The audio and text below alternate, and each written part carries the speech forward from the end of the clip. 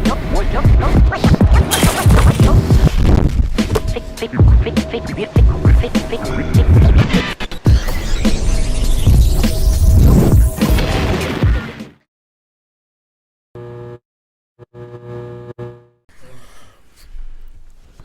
you rest.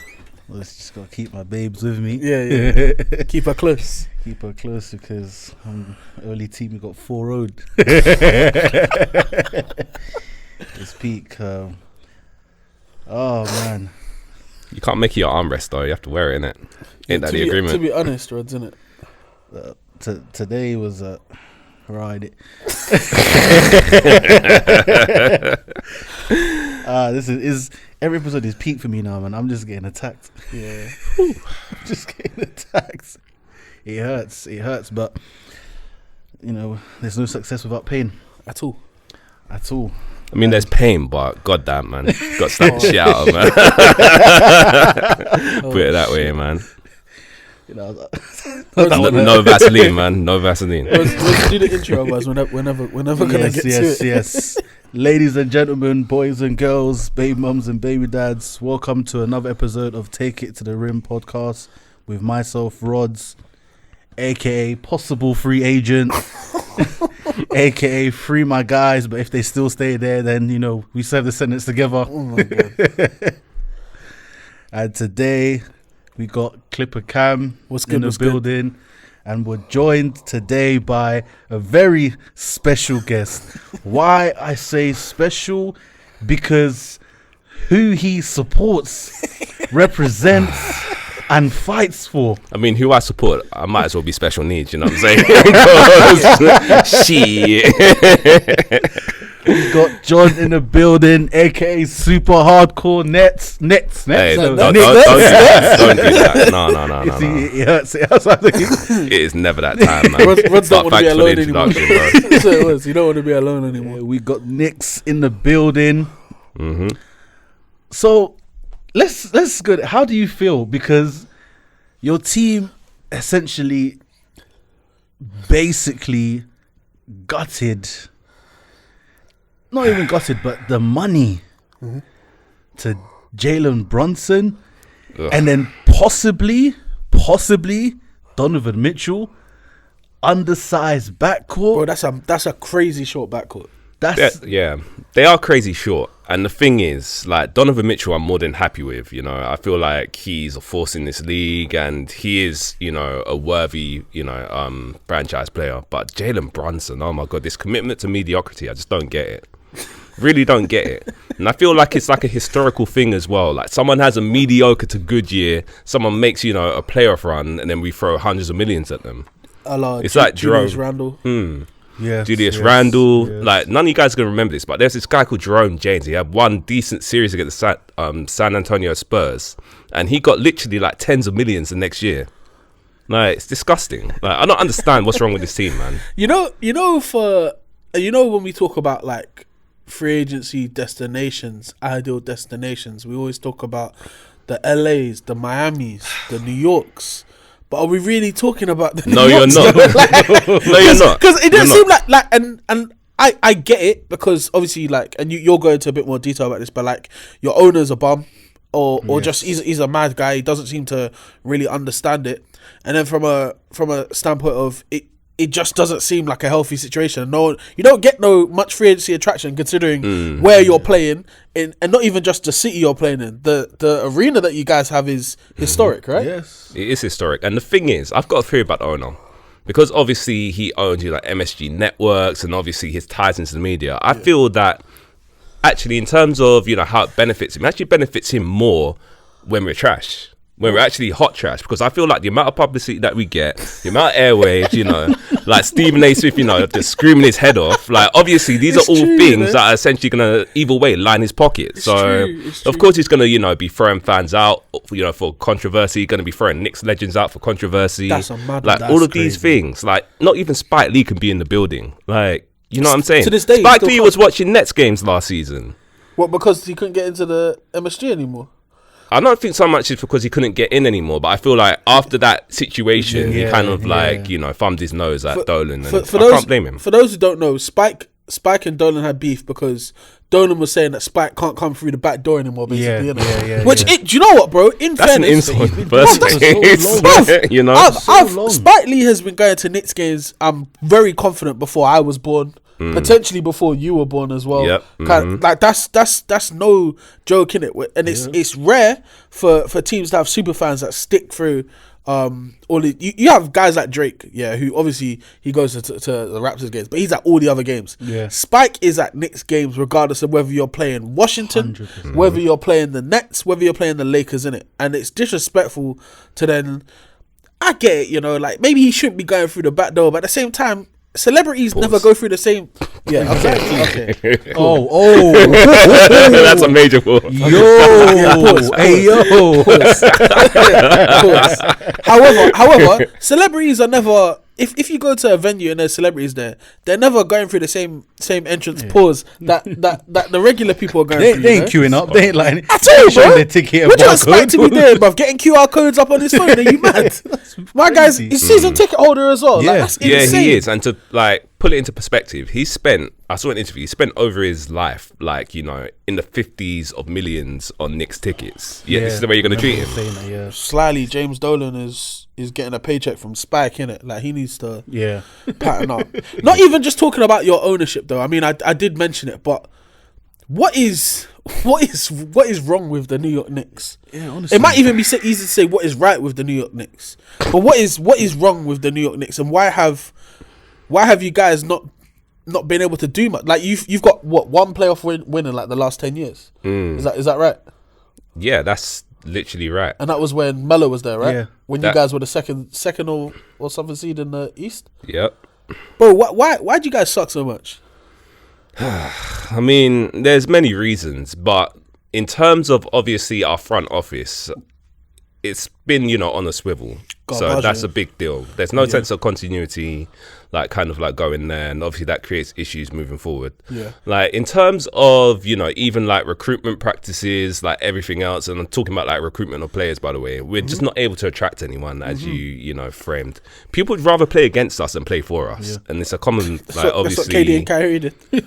Exactly. Hasn't worked out, but I mean, they still did it, innit? But it's a common thing, man. Like, Kobe's just right, MSG, I'm going for 60, LeBron, same thing, Harden, Michael Jordan, 55, Harden, I did want to say that Steph broke a record in MSG as well. Like, it seems that people plan their schedules around doing historic things at the Garden, innit? And it's sick for them, but at the same time, that means that they're always doing it against you guys, innit? Which is kind of at some point you guys have to download Shame. Download Shame. Oh, Jesus Christ. Even when it comes to player development as well. Yeah. We don't do it. We don't engage in it. We try and sign players like, the Brunsons, the Allen Houstons, people like that.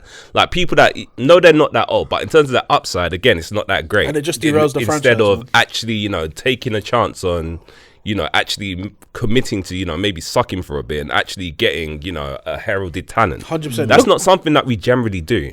And I feel like even in the years that we try and do it, it just doesn't work. We never get those draft picks. We're always in the 7 to 11 range. Obviously, you guys hit on Porzingis. Don't even use it properly. But then that fucked up. The relationship got messed up. Year after Porzingis, you drafted Ntilikina. Terrible pick. But even this year, we didn't pick no. We didn't pick anyone. In my life, I have never once seen a situation the way the New York Knicks are moving on draft night. It's like you might be playing hot potato with your own draft pick, and that is insane. Yeah.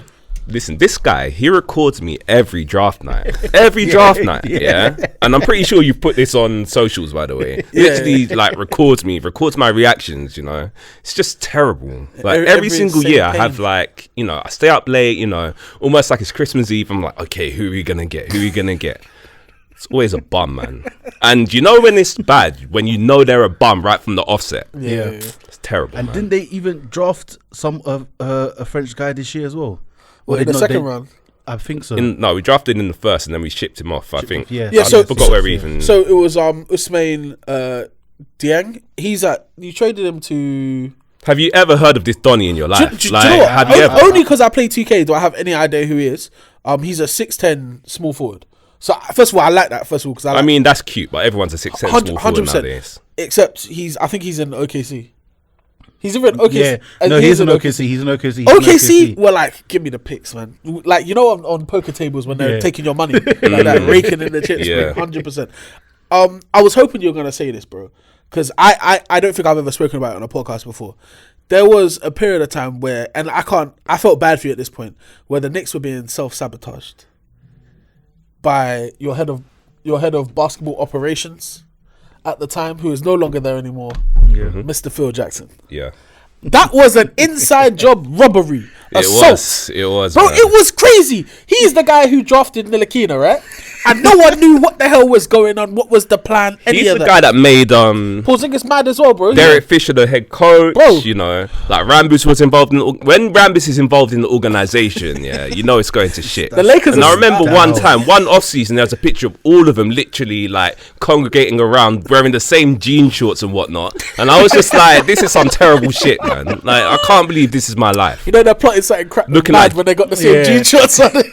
Looking like 45-year-old John Cena's, man. What are they doing, man? With the white Like, socks and the... Trust me, man. They got Nike Monarchs on and shit like that, bro. Disgusting. Oh my god. They got the little utility belt to hold the... You know the little wallet that holds your phone that attaches to your belt? Yeah. The man had them things there as well. With a Honestly, shirt like, tucked we in. are a joke, man. Like, an absolute joke. So, I mean, I understand you guys are a joke. And you never want to be that way for long or whatever, innit? Let's talk about this Donovan Mitchell situation, innit? Because there's potential there, innit? Definitely. My personal take on it is that as great as it would be if you can get Donovan Mitchell, there's two things that cannot happen. One, you cannot trade RJ Barrett to get Donovan Mitchell. I don't think that does anything. I for agree. You need both of them there at the same time. Mitchell's like 25, about to be 26. RJ's like 22, close to 23 maybe. In terms of RJ's upside, I feel that he could potentially be better than Donovan Mitchell is now. If he can use his fucking right hand, yes. Yeah, true. That's very If he true. can use his fucking But right I've seen hand. him live, and I've seen him obviously going downhill. Like, he's a player, man. Yeah. And this is with, like, you know, the likes of, you know, Kyrie gunning him on possessions. Okay, that's not a big deal. But then obviously, you know, KD switching out on him as well. Yeah. You know, other people. So Even his performance against the man. Celtics as well, and Jason Tatum was breathing on him. Yeah. So and there's potential with RJ, and I've seen it since. Like, as soon as once he's left, even at Duke, I saw as well, and how he was able to play with Cam Reddish and Zion and still shine. Yeah. I knew there's something there. Yeah. But because of the lack of player development, is where now it stops that creation from happening. Because 100%. it's around these points where you start to at least see the potential of what he can be as he's developing. Yeah. But at the moment, it's like I wouldn't necessarily say stuck, but the point that he's on, he's just there. So it maybe has to be like outside help. Well, he first of all has to make the decision himself, and go to trainers who are actually going to break him down. Yeah, but again, it's about the resources that are available to you, innit? And I'm not saying that New York don't have that for young players. However, I'd say we saw a jump in his game from last season to the season that just finished. We definitely saw that. 100%. He went from what, like 15 something to about almost 20, if not 20 points a game. yeah, he's credible, man. That's He's a definitely good jump. And I watched, like, eye test wise, 100% at college. I was like, yeah, he can play. He's nice. In the league, it took him a little while. I do not think your head coach is in my head. If I was the Knicks, RJ's like what I think of as my star. Even if he's not the best player right now, he's your star player for the future. Therefore, your head coach needs to match that kind of guy and complement. He's the not style a of player players. development guy, man. He's a win now guy. He's the Like, opposite of player development. If we're being honest, innit? Tibbs Yeah. has probably hurt more people than he's done. This whole Derrick Rose thing is always going to live. Not even just that, bro. But I'm certain Tibbs is taking 3 years off a lot of the guys that ever played for him, bar Taj Gibson, because I'm surprised he's still. Okay, let's think about it. So Jimmy, Yeah, like, fair enough, he's mad durable. With Derrick Rose, obviously no situation there. Luol Deng, like, ugh. yeah.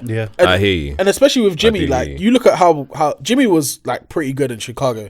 Look how good Jimmy's been when he's gone and played for other coaches. And I'm not even talking about scrub ass Brett Brown in Philadelphia when he was there, or whoever was the head coach in Minnesota when he was embarrassing that whole team, saying you guys need me, with running with the third stringers out here killing the starters. But go look at Jimmy in Miami.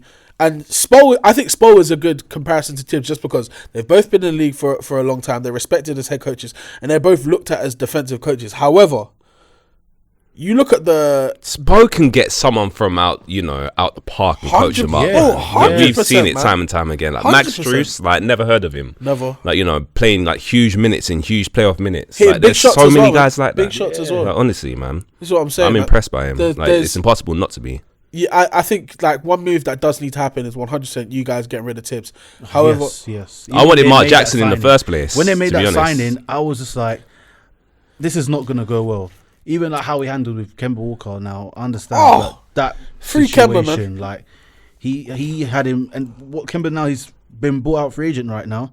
yeah, but I don't know. I'm not saying he's not going to get another job in it, but I don't have. There's no certainty with me that he's going to. That's the Yeah, thing. I agree. don't I agree. actually know. He'll get a backup job, man. Like I'm sure of it. I feel like there's if he I don't feel like he is a backup. I feel like he'll start on a pretty whack team, but at the same don't be time, shocked if you see that's gonna be his Kemba- market. don't be shocked if you see Kemba in LA on like a minimum. Like honestly, like Shit. these are the kind of things that would. because he has been bought out, so it's not like he's looking for them. No, he's got his bag. He's been bought out twice as well. By the way, he got bought out by OKC when Boston traded him for Al Horford, and then he got bought out again by New York after you guys got him from free agency after he got bought out by OKC. So the guys, money isn't a thing for him. In my head, like he came in and was the guy in Charlotte for a long time. He got that mad contract and everything went downhill from there. But if he can maybe put a decent season together in LA, where realistically, I'm not saying they don't want to play Russ, but a lot. If you're a backup, if you're like the second string guard on that team, like I saw them even talking about Scottie Pippen Jr. People were trying to say, oh yeah, give him like 20 minutes a game, get the ball out of Russ's hands as much as possible. Scottie Pippen Jr. I'm not saying the thing. He looked good in summer league, but we're talking about summer league. It doesn't really matter. There's levels to these things. However, yeah, Kemba can 100% have a chance. On my original point, yeah, you can't get rid of RJ Barrett. Yes. Two, Agreed. I personally don't think Donovan Mitchell is good enough to be the number one player on any team, any championship and team. it's actually been No, said he like won't that he can't be the best player on a winning team, and I agree. Someone said it, and I agree with that person because I think it just makes sense. Yeah. He's like, for me, he's like a weapon. Mm-hmm. So sort of how like LeBron used Kyrie as a weapon in not only used, but how they used him. Yeah, Kyrie yeah. there. That's what Donovan Mitchell reminds me of. That's overall. That's where he will thrive in. Because we've seen how he's played out of the Jazz. Yes, he's played great. He's got the number stats and everything, but it just hasn't happened. Like you just run around with old heads. Like this ain't directly. You know. Yeah, what I mean? yeah. So, Facts. and yeah, he can't because if he goes to New York, does he become the best player in that team? It has to be. Absolutely, he is. Like as presently constructed. The like, only there's no doubt. the only situation that would be ideal is somehow the Knicks manage to keep RJ Barrett, and RJ comes on the scene next year and has a 25 point per game season. Then if you let Donovan Mitchell be the closer or if between RJ and Donovan they can average somewhere between 48 and 50 points, which I understand is quite a lot to ask, but if you can get a Levine, DeRozan level of production out of them, keep the ball out of Julius Randle's hand. Julius Randle needs to go. That was the thing. So would you what then I was about to let allude to. Julius Randle go? Oh, 100%. I'm putting Yeah, Julius and Randle in that Donovan Mitchell trade if they let me. Yeah. That's what I'm saying. That's who essentially you put in that trade. The only He's reason, disappointed me so much, So man. Because much. the So season much. before this one, that's just obviously transpired. He was acting like Mr. Hustle guy, like he's all running back on defense, like trying to obviously put in work. Yeah. But at the same time, it's like a thing of now, like just as soon as he gets paid, just can't speak. He's just not bothered anymore, man. Like there's not that level of commitment. There's nothing to obviously speak of. But anyway. we're gonna keep talking about this. Just in, Ayton agrees to a deal with the Pacers, 4 years, 133. Oh. Hang on. But obviously he's a restricted free agent, so Suns have 48 hours to match the offer. Otherwise, he's gonna be an Indiana Pacer. You might as well get that jersey made from now So- because the Suns ain't gonna pay him. They ain't gonna match that. One, I think the Suns will match it I think so. for the as well. pure fact that they can match it and then trade him. They could do a sign and trade, innit? With Ayton, probably still to Indiana, but they need to get something back. This is a power move by Indiana, though. I rate it because I know they wanted to do a trade with Phoenix anyway to get him. Yep. But this is them hurrying him up now, isn't it? Mm-hmm. You got 48 hours. That's true. This is like when Chip was sending for Young and he's like 24 hours being around there. It's that kind of energy. We'll come back to that. Back to the Knicks. So, John, if let's say you guys do get Donovan Mitchell, What? I'm not sure if you know what. I'm going to sound crazy for this, but it's not a lock that I actually want him because I feel like he's going to stunt the development of certain guys that are going to be needing obviously to make the that ball. push. Yes, Who are these certain guys though? And Cam Reddish, Yep. Obi Toppin, like those are two guys that could potentially. I feel like they've got high ceilings. Like in terms of what we've actually seen of them, we've only seen glimpses. But I feel that at the same time, they could be like major forces in this league. So. And I know what you're saying. Yeah, okay. None of them, they could potentially not be as good as Donovan Mitchell. Yeah. But at the same time, what are we really going to achieve with Donovan Mitchell? Is it really going to be worthy of giving up, obviously, that future core which we could have? The only thing I would say is that Reddish was basically on his knees begging for minutes from... but that's Tibbs' fault, man. I don't understand. But Tibbs is still there, isn't it? It's still. I hate him so much. It's still a problem. Obviously, like for me and you and anyone else who watch him play in college, you saw this guy is a talented scorer. I think Atlanta realized that, and that's why they drafted him. But then something must have happened for them to just get a second round pick in return for him when they traded him to you guys. But I don't understand where the disconnect is in terms of the fact that the Knicks last year were not winning games. You weren't doing like a great deal of development at all. Surely in your heads it makes sense. We're not sure what we're going to be. We're most likely going to be a lottery team. Let's give the young guys some run. This is what I'm saying. And I hear what you're saying about Obi Toppin. However, I would rather roll the dice because if we're New York and you're not giving up RJ Barrett, at a minimum, Toppin and Reddish are going to Utah. At a minimum. I just want Randall to be gone. Like, to be honest, for contract, Randall would have to go as well. Yeah. But I'd say most likely that's the three guys. And then you'll probably have to chuck in some picks potentially as well to sweeten the deal. Oh my god! But then I feel like that's bad value. You don't think on our end, to be honest? I don't think so. I don't think I think Randall. I think he could probably go for Randall and some picks. No, he can't, just because of what happened with Rudy Gobert. Oh, obviously, Rudy Gobert's been there longer. Defensive player of the year. Rudy Gobert, the player wise, got drafted for 5 cans of bounce that ass. That was absolutely nothing. I heard regardless they're trying to rebuild though in Utah. Of course, 100%. Yeah. So I don't think Knicks would have to. But that also means that Randall won't be able to go because he's got 4 years. 4 and years. He's not a rebuild guy neither. Man. And he's got 4 years. 4 years. They left need to get rid of him. The thing is, I'm even skeptical about this Donovan Mitchell trade because, like you say, it will start the development of guys. I think that Jalen Brunson probably, I'm not saying that he doesn't want it, but I think for him not to give up as many shots as he's going to, if he had to, with Donovan Mitchell, that would be good for him. And it will be a thing where Jalen Brunson and RJ Barrett, they're going to have to step up and improve. On top of that, then you're going to quickly is going to get inside and get a lot of minutes and be able to develop as well. So it's going to be a thing where those guys are going to have to stop us. When you put that pressure on those guys, that's when usually then they start having more minutes, they have more touches of the ball, then you start to see more of their skill and they display more things. So I don't think this Donovan Mitchell thing should go through, but you should still try to get Randall out there. I'm so low on Jalen Brunson though. What I'm going to ask you guys, what does he do well? Like from your perspective, because I've seen him play. Like he's in my opinion, he's like well, not not lukewarm, like well. I was gonna say he's top 3 post scoring guards I've probably ever seen. Fair enough. Derek Fisher, obviously, he did bits in the post as well, and that's my comp for him. Similar. That's who he reminds me of. He reminds me of Derek Fisher. They're both lefties, right? Yes. Lefties? Was Derek Fisher lefty? Yeah. He's I remember because his elbow. He had that butters jump shot that was like back there, like. Jalen Brunson is a lefty. Jalen Brunson is a lefty. That's not a bad comp, to be fair. I don't think he can't do. I mean, it's good that he does that well, but he can't do much else. Like you got. Defensively, what's he saying? Okay, nothing there. He's undersized, isn't it? Yeah. He's a strong defender. Yeah, strong, I get that, but being undersized, he'd have to use his quickness to more make players like. You don't look that quick. I ain't gonna lie. That's the thing. He might be twitchy, but I don't think he's quick. I don't even think he's twitchy. Yeah, in order for him to be a good defender, may sound crazy, maybe not, but he would have to be kind of like a Pat Bev. With the size he has, that's the kind of with that size he's gonna have to be that annoying. He's too doughy, man. But that's the thing. He's too doughy to be that. So defensively, you don't really get much. Offensively, you get moves in the post. Yeah, you'll get some. You get more scoring, more shots on the outside and such. But then, if he goes going off for, let's say, 20, 25 points and these guys got bloody 35, 40, I mean, exactly. What are you really gaining now? This is it in terms of plus minus. No, I hear you, like man. I said, I think his dad probably, That's another thing. And he's just like, yo, just give him that 100 his mil. dad, man. His dad. So this stupid team, like we signed his dad to be an assistant coach on the team to literally obviously recruit him.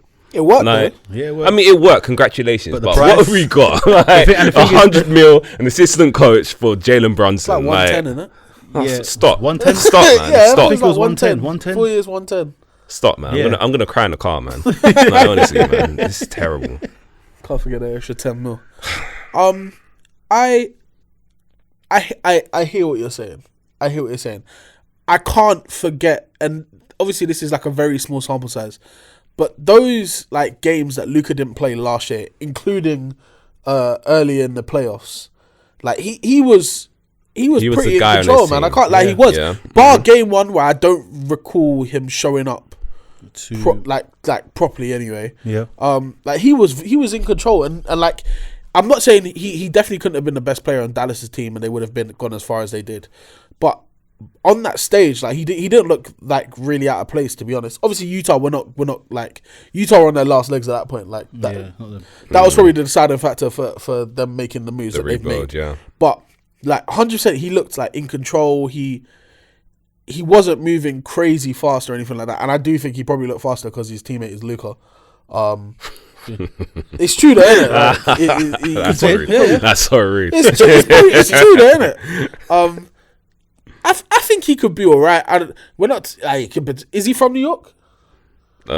Probably. The way there's an East Coast thing that obviously he's got, but because the way like all of a sudden it was a thing that there's rumors going on that Jalen Brunson's going to New York. Like it was the worst kept secret ever, and I was so confused as to where the hell it came from in the first place. In my head, I was like, "There's no way Dallas going to let him." Once they hired his dad, I think just from then it kind of spiraled out. It's just a huge rollout, and it's just so like anticlimactic, man. Just like so underwhelmed, man. It's horrible. So your starting five, if you somehow get Donovan Mitchell and don't lose RJ Barrett, would be Brunson, Mitchell, Barrett, who are all undersized for their position, by the way. Barrett 6'6". Because you want to put Barrett at the shooting guard position. But then who's not playing? No, but I'm saying essentially. In the ideal world, RJ Barrett plays shooting guard for me. Yeah, I agree. He's RJ Barrett 6'7", isn't he? 6'6". Yeah, 6'6", but 6'7" in shoots. Small. Small forwards. Then again, some small. I think he'll be okay for small forward. I'm not like in this positionless era, and I reckon he'll be okay. Yeah. I think it's fine. You got guys like PJ Tucker, who's 6'5", playing power forward, sometimes center. Like I don't think. Yeah, but he's a bench boy, man. Like nowadays, like God bless him. He starts for every team he plays. I mean, he's about to be a bench boy. Nah, but he'll be a starting power forward in Philadelphia. Do you really think so? No, I know that. If they get rid of Harris, bro, they'll just they'll move things around. That's going to be Harden. What's their Harden, Maxey, unless they're going to do Harden, Maxey, Tobias. Okay, that's exactly what they're going to do. Yeah. That's exactly what they're going to do. That's what they'll do because Tobias should never really be playing power forward in my opinion. Yeah. Like I don't think that's even a thought. But yeah, like there are loads of guys who aren't like traditionally in my head. When someone says small forward, I'm like, are you 6'8"? Like that's instantly the height I think most small forwards are or should be anyway. Just from like the Melo, LeBron kind of like prototype of it. Even like Kawhi and whatnot. Rudy Gay, PG, like all these guys, they're just like tall wings. Then what were we talking about? Like maybe Obi Toppin if he's still there.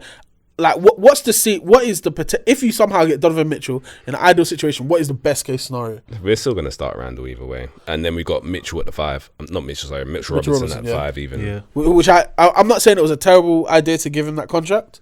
Of course, he got 4 years, 80 million, so he's got like 20 mil a year. Something in that ballpark. I'm not giving him none of that money. 80 mil. Yeah, 4 years.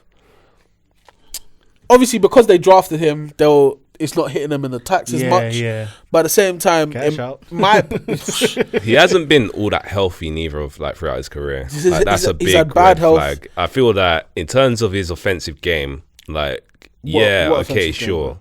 Like, catch lobs, and obviously offensive rebounds. But outside of that, he's not a guy that you want to dump the ball in the block to. So I'm just thinking, what's with the premium? Yeah, similar to Rudy Gobert, right? Yeah, it's not much post. And what is that? I don't know. if Steph Curry really ruined basketball to a point where bigs now don't know what to do other than like it's like because the skill is like you still need to have post moves. I agree. How can you be a center and have 0 post moves? How can you not be able to post up guards? And I'm seeing this Shake happen a and lot. bake. This gets on my nerves, man. Like, how can you not I don't understand. Like I don't get it. And Back in 05, if that was happening, you're getting subbed out the game. I'm sorry. Like, me, Brown. let's never mention before he starts making sending shots to people in the UK.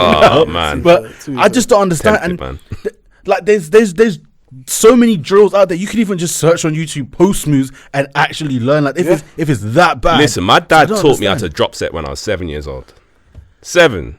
So These guys can't do it now. They're getting paid hundreds of millions of dollars, man. I don't understand. Like, it's like if you're not If you're not a stretch 5, even then, I think all big men should be able to do it. Honestly, because even stretch 5s, at least they have the post fadeaway. They have something there. Yeah. And I'm tired of these workout videos where I can't remember if I saw. No, not AD. We'll get onto that. We're not going to see that.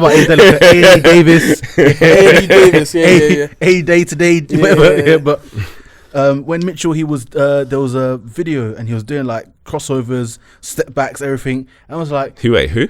Mitch Robinson. And I was like, what? You're never going to use this. I You're never going to do but this. I saw it. Fluid, though, it right? looked fluid. Yeah, it looked clean. But it's okay, so you can do all of that, but simple elbow drops you can't do. Yeah. It makes no sense. I don't know. I just don't understand. Download some skill. Something, please. Sure. Or some shame, as you said before. 80 mil for someone who cannot drop step. So it makes no sense. So the Knicks currently have, and it's gonna get so much worse when you guys have to extend RJ Barrett next year. You're gonna be paying luxury tax for a first round exit most likely, whether you sign Donovan Mitchell or not. I don't even think we're going to even do that. You don't think you'll make the first round? You don't think make the playoffs? Go through the East. Wait, are we talking about as your team's currently constructed, or with Donovan Mitchell? You don't think you'll make the playoffs? I think it's going to be It's still gonna be tough, it's going to be a rat race for it, man. So Like, if you had honestly. Donovan Mitchell, you still don't think you made the playoffs? But I don't think it's a lock. Like, it's to not be only honest. but The East is strong, man. I know, but like, alright, cool. So we've got Boston, Milwaukee, Miami, Yep. Philly, Atlanta got a lot better. Atlanta, Chicago. I don't know if I can put. I don't know if I can put you man in there. I don't know if I can because are you? Alright, let's say Brooklyn for now. Innit? Yeah, because right now, as the team is now, is Is what? we there, ain't it? Okay. Charlotte just lost. What's his face? And I don't know if they'll be in the conversation. Charlotte, I don't even know about Charlotte. I'm not even. They weren't there last year. They're too busy fighting cases out there. Fucking hell, yeah, man. Toronto is still in the mix. Toronto, yes. That's 8, right? What's that 7? That's 8. I don't know, but we're getting dangerously close, and this is what I'm saying, man. It's not. It's yeah, not but a lock. I don't feel like it's a lock. You guys could be in or around. As long as you guys make 10th seed and above, you'll be fine. 10th seed. You guys aren't Because the of these 10th participation trophies going around these days, right? But we'll talk. We're going to talk about that anyway, aren't we? So. I just think if you guys, I'm a firm believer of you have to strategically compete.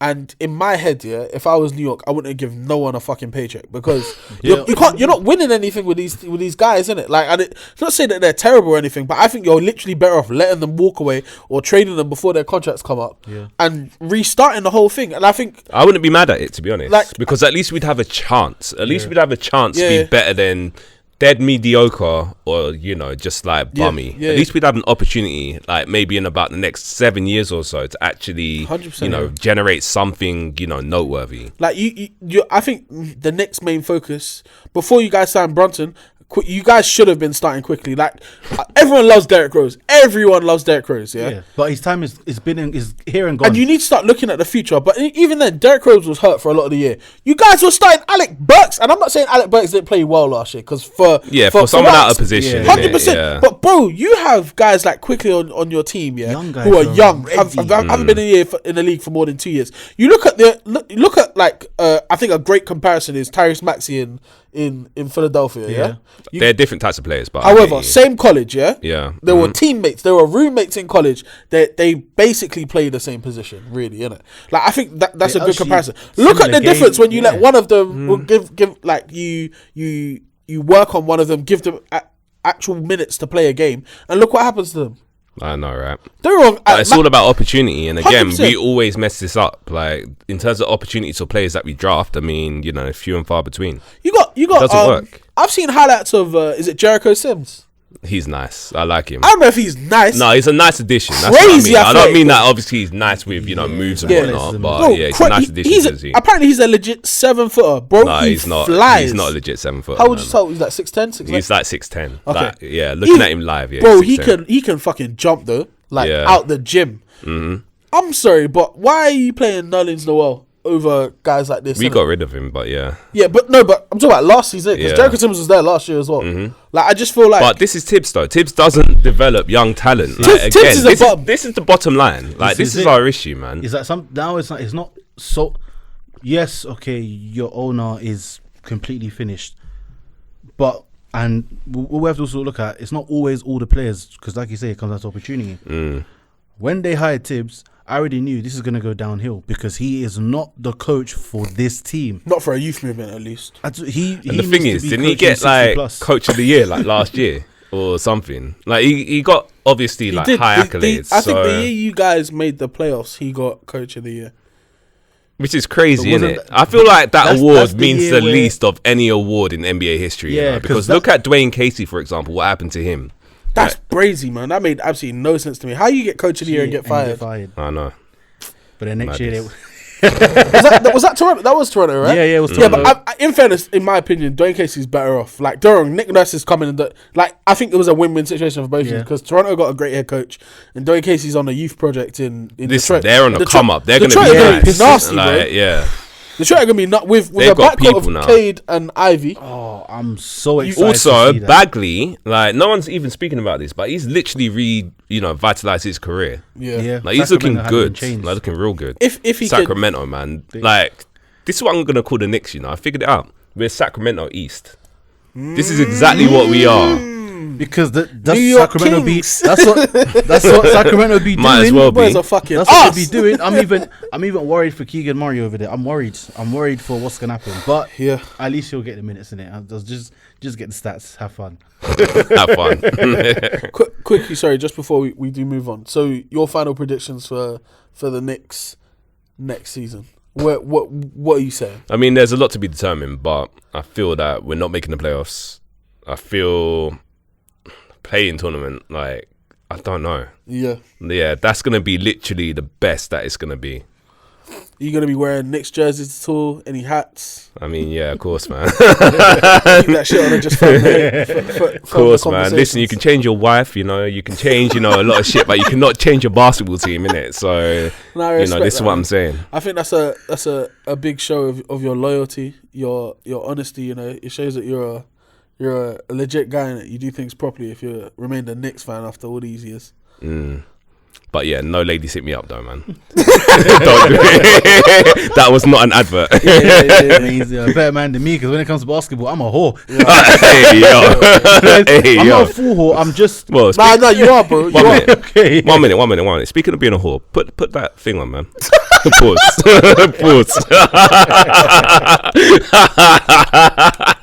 I must say, put that on. I had to pause it though. That sounds like something like Killer Season. Alright, let's talk about this Ayton move, yeah? So, as I said earlier on the pods, Indiana just offered Ayton, let me read it out. It's 4 years, 133, I think. Yeah. Mil, which that's a max. That's a max. That works out to be about 34 a year, close to 34 a year, 33 a year. Bro, that's not a joke, Like, it's not. Phoenix were... Roger, you don't actually have to put it on. I was really joking and he back, dude. You checked on your own podcast. Look. Bet done.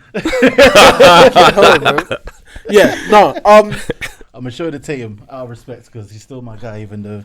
Yeah. This is a Jason Tatum. I won't say a fan club because that sounds moist, innit? But pause. I feel Jaylen Brown though. Like, What about do you reckon he's the lead domino of that team? No, I think He's the most skilled one. Like sorry. Jason Tatum's the most skilled one, like, hands down. But I feel like in terms of being a lead domino, it takes more than obviously skill to make that happen. Like it's like the whole Jimmy Butler theory in Miami. That's why I understand what you're saying. I feel like it's debatable. I do think the team can only go because I think. I mean, this playoffs wasn't a great show of it, but or the final, wasn't a great show of it. But the team. If you can assume that Tatum will be relatively consistent, the team will only go as far as Jaylen Brown is able to contribute, you know? If Jaylen Brown is giving you 20 to 25 a game, then you have a very solid chance of being there and winning championships and stuff like that. But when it's not that case, it's a bit techie. I do think a lot of how successful they are does depend on him as opposed to Tatum, just because normally Tatum is quite consistent apart from that fucking finals. Yeah, because he was great for us. It's a shame, man. But it just highlighted what they still need to work on. Or needed to anyway. But him needed to, so... But listen, they made a signing though. Yeah, they made the signing. That's a big deal. And we spoke about we spoke about Brogdon, like they should actually go for him and shop him, and they got him for basically a pin and a piece of stone. Yeah. Or a piece of paper. Great, excellent move. But again... Do you know how angry that made me as well? Because all of this hype about, obviously, Brunson, and Brogdon's just right there. Brogdon's legit. Like, Brogdon is very legit. I wouldn't want him if I'm New York, though. He's 29, you know. Like, he's not young. At least Brunson's like 24, 25. I mean, yeah, but Brunson doesn't have any real upside to me. I feel like if he plays like this consistently, like that's literally as good as it's gonna get. And with Brogdon, like he's just availability. It's injuries, isn't it? So. But he has been part of the 50-40 United club before, innit? Like that was nothing to sniff at as well when he was in. I think it was when he was at Milwaukee, innit? That's quite mad to think about. The Bucks had him at one point, you know, and then they just kind of let him walk in and brought in Drew Holiday eventually. But yeah, again, this is part of Indiana's rebuild. This is part of Indiana's like mentality that they're changing the way they did it and it started when they traded Sabonis. Then obviously now Brogdon's gone and they brought in Halliburton, and now Brogdon's gone to allow Halliburton to really flourish. I think they made a bad choice drafting Duarte, but it is what it is. That's fine. But now them like making a move for Ayton, I think Phoenix have to sign Ayton now. Yeah, they have to match that offer just so they can get something back for him. But it speeds up the timeline of everything. Puts a lot of pressure on them and now means Phoenix are gonna have to start exploring the trade a lot sooner than they thought they did. There is a slight a possibility, and in my opinion, the way people talk about Robert Sarver, the Phoenix Suns owner, is that he's so cheap they really might not match it because they don't want anything close to that money on their books, innit? So but you want to get something back though. I feel like this is literally like the last couple of years of Chris Paul as well. So if he's obviously going to be your leading point guard and he's going to be obviously the one that's helping lead you, and obviously with Devin Booker to it, they're going to need to obviously match that. Otherwise, we don't know what's coming for them. That's my whole perspective. Yeah, because I still think that Ayton's an important piece of that team. He is, man. He's a very important piece. So, there's been times where he's looked slightly soft, but at the same time, like there's been other times when he's looked completely dominant. Like, sure, he's not completely consistent, but I feel like he's very workable. So 100%. We were even saying on the pods, even during the finals and before the finals, in the Western Conference, I didn't understand why Ayton wasn't playing at certain points in the game. And no one really, even to this day, they've never really come out and explained the beef that happened between Monty Williams and Ayton, because when Monty was asked, why is Ayton not playing, or why wasn't Ayton playing, he said it's internal. And it's remained internal, innit? But I hope when Ayton, if he goes to Indiana, I hope Ayton drops a whole ether diss track about Phoenix and spills the beef. Because I need to understand where the disconnect is here, innit? Is it that, are you telling me that Ayton, they didn't think that Ayton would have been able to contribute at that point to help them stop Luka? Because shit, they needed something. They needed something, innit? And whatever they tried in Game 7 did not work at all, because they got their backs blown out, innit? Like, but I'm confused. I mean, they had a defensive player of the year candidate. Where was he? Yeah, Bridges slightly went missing. Where was he? Honestly, that's your defense for the year, right? So where was he? He's got that length, athleticism, and speed to pause. Hey, that was nasty. I said length, athleticism, and speed. Damn, man. Guy said he's a trifecta. Aye. Pause. But that's who you should have put on Luca, and he went missing. I need to still watch what he said on JJ Redick's pod about what actually happened during that series. Luca Bridges. Oh yeah. But they went missing, man. So, boy, the Suns have. I don't think they have pressure because they could easily say, "All right, cool, yep, we'll match it, and then let's work a trade." But it's just so deep what's happening to Ayton, and I hope this wakes him up that he actually needs to be consistent and just like you were the number one. He's pick. good now, though. Like he's good now. Regardless of whether he's good or not for the rest of his career. For the next 4 years, he's got to be making a minimum of 133 million. For the next 4 years, minimum. And one thing we have to consider: Indiana aren't the only players in this still. Don't worry, they've sent out the offer sheet, innit? Ayton's agreed. If Phoenix decide now to match it, they don't necessarily have to trade him to Indiana. They can trade him to Brooklyn if somehow they can work a trade for KD. No, the Brooklyn want too much, so I don't see it happening. What's too much though? Well, even if when they was talking with the Suns, they said Booker has to be involved. Yeah, that's preposterous. That's insane. I have a theory for why they are doing this, but you think they're just they stretch out the price, they overprice it. No one's gonna buy because you got to also consider the future. And they tell KD they tried, and then they say they tried. You know what? Let's give it one more shot this year, have a good run. Say, you know what? We can do this, and he says, It's not gonna end well though. It never ends well. You know how like when people go and apply for a new job, yeah, and they get an offer from somewhere else, and they go back to their current company and they say, "I got this offer. You know, it's paying a bit more money. Can you match it?" Well, fuck you then. But then even if your company say to you they'll match it, yeah. What does that say to you? They didn't value at the time. They didn't want to give you the piece. Yeah, then. it's true. So at some point, you're probably going to leave in the next 6 to 12 months anyway, because you know you can get more money elsewhere. You're not valued here, innit? And I just think it's going to be one of those. I feel like NBA players nowadays, man, like they're so willing to test the market. And to be fair, I'm not even mad at it because at the end of the day, this is a business, you know. Like there's players that are literally getting traded like with no warning prior. Word so, to Pat Bev, you know, you bitch. came from the heart. Charges to the game, you know. No, 100%, it's facts though, innit? Like if you understand that these teams are just going to trade you, and you have to remember, like, these guys have families and stuff like that as well, innit? Like, imagine your daughter's enrolled in school. It's February, like they're bad. Like she's got best friends there and all that stuff, and now you're telling me I'm moving to Utah. You had to go Utah, like no, the most racist place in America. Like, these are the drastic things that can happen, isn't it? She walking into, can I touch your hair? All the time, bro. Those Mormons that are in the Netflix documentaries and what. Like a Get Out episode, man. All the time. I can't really feel bad for any of the ownership or the teams. I think players definitely. As a fan, it's exciting knowing that anything. Well, the second off season hits in the NBA, I know some mad shit's always gonna happen beyond the point of which I can think of, and it happened. KD requested a fucking trade. Yeah, like I don't think any of us necessarily predicted that KD was gonna request a trade. No, that's crazy. With everything that was happening with Kyrie, in my head, it never was a possibility that KD's gonna say, "Yeah, I don't want to be here anymore." Like, I just didn't think it was gonna happen, innit? So. It's good to know that, you know, things change. But does the rationale make sense for that, though? What, that KD wants out? But the reason why KD wants out? Yeah, they didn't extend Kyrie, so he just said there's no point saying being quiet the year that he gets to walk, and I'm stuck here. He's probably thinking, it's losing confidence, though, isn't it? Like, if you lose, again, like another job reference, if you lose confidence in your employer, like, how long are you going to hang around? Because everything they do is going to start pissing you off.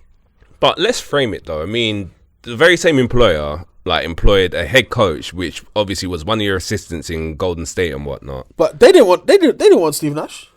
Did they not? They didn't want Steve Nash. I don't get how he got fired. Got hired then in that particular situation. I don't necessarily think he was. So that was an ownership thing. That was Sean Marks, actually, identifying him to be the guy. And then, that's a terrible move. KD and Kyrie also saw opportunity that he doesn't really have experience. I don't know what to do. We can basically do whatever the heck we want. Yeah, pretty much. Maybe they did. Maybe they did want Steve Nash, then, innit? I don't see why. I thought KD wanted him. Like, that's what I was of the belief of. Especially I know when he was working with Golden State and such. So I think KD was there, and then Kyrie was like, you know what, makes sense. Can do what I want. I can take annual leave. He's on annual leave. Annual leave. He's all right. I'm good. Kyrie was moving insane, man. I can't lie. Yeah, he has, and I don't understand it. Like, it's ever since he's left Cleveland, I just don't understand what he does. He don't care about. Like basketball isn't really his priority, which I can understand. If I was a millionaire, I wouldn't really care about playing sports either, especially if they're gonna keep paying me for not playing, which is what they've done in it. The thing is, we talk so much about how Kyrie ain't played. Kyrie has played more games than KD in the time they've been at Brooklyn. You know. Yeah. Like KD missed that first, obviously whole of the first season. Yeah, like that's true. 100%. But I mean, Kyrie's basically missed. He played like 20 something games this year. Yeah, I believe. Boy. 22 games, I think. That is outrageous. That first series, that was so funny. Like the way that he was just like fuck Boston, middle fingers behind his head and all of that stuff, and then obviously lo and behold, my man's wearing Boston shirts. But I almost think I had to sneak it. Pause. I had to sneak it. I just don't understand because it's like the energy he came with in game. I said, yeah. Obviously the way it ended, it was like, but the energy he came. I thought, all right, cool. Next game, he about to be real mad and go off even more. Like, it's just a taste. Don't he just disappeared? Wow. Not just him though. I mean, KD was pretty. He got right. The thing is, he though, got rushed. I saw the situation, man. Like everywhere he turned, like all of his moves, like 3 defenders in his face at a minimum. I was just like, damn. But that goes to show there's no depth outside of them two within the team, and that's what the issue is. We knew this, like far beyond anything. Like, yeah, it's great. Obviously, when I saw Knicks versus Knicks, when obviously I went to New York and whatnot, like. Seth Curry went for like 14 points, in the first quarter within like 5 minutes. And I was just like, okay, but in a playoff series, he's just not that guy, man. Yeah. He is not that guy. And obviously, you've got other guys, Paddy Mills. That's cute. But again, in the playoffs, This is the shit as I've seen him play. Obviously, like, you look completely different when you play for the Spurs. Everyone knows this because you're playing system ball. But like, this is much worse than I thought he was going to be in Brooklyn. You're gone. Yeah. Yeah, and obviously within that situation, you say system ball, but there's still lead dominoes within, that system. Yeah. And I feel like with Pop's coaching, with everything else, obviously, he's going to be looking magical. But yeah, I agree with you, man.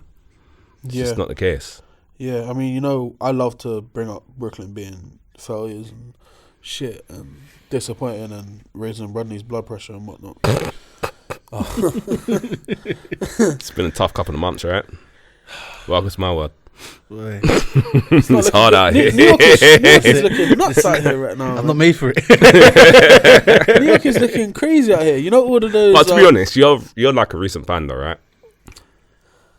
Yeah, some may say. Everyone would say. What are you talking about? You weren't rooting for Deron Williams in New Jersey. Exactly, yeah. Oh no, it's look. Kyrie's my guy. Yeah, so. That's what I can say. But before this, I was analyzing until I was peer pressured. They told me about peer pressure, brilliant. But I guess I forgot about all of that. No, but John, do you not agree? Yeah, it's crazy to have your own podcast. Yeah, to be so heavily like into the sport and not have a team to support. Because I was working my way to get to ESPN. That is crazy. Even them man have guys in it there. They have teams. Yes, they do. I guarantee one of the interview questions they would have asked you is, "What team do you support?" And I would have told him. You're moving mad. You're moving mad. Boy. I say let's move on. Summer League. Yeah.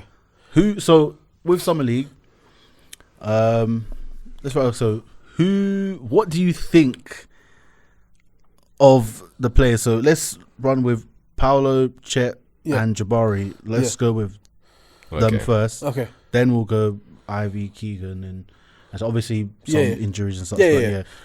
So of the top 3, who's had the best summer league so far? Chet. I don't think that's no. Hear me out. I don't think that's much of a debate. And I'll tell you why I think Chet, because obviously first game he had a great offensive outing, very very good defensive outing. Since then his offense has gone down. But he's still a very good rim protector. Yes, very, very good rim protector. And I think of the three, he's been the most enjoyable to watch. And that partially isn't just because of him.